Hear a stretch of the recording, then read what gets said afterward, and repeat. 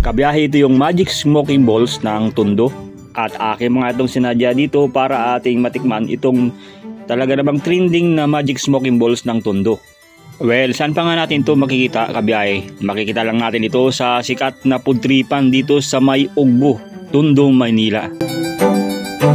Sa pag-prepare nito ay minikos-mekos muna ito ni Kuya.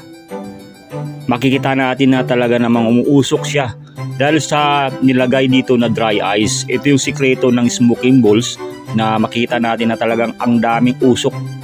Makikita din natin dito, kabiyahe, yung iba't ibang kulay ng mga crispy cereals na ito ay mayroong green, mayroong pink, red at kung ano pang kulay na meron dito na nakadisplay na mismo, nakahanda na ito para lagyan na lang ni Kuya ng konting syrup.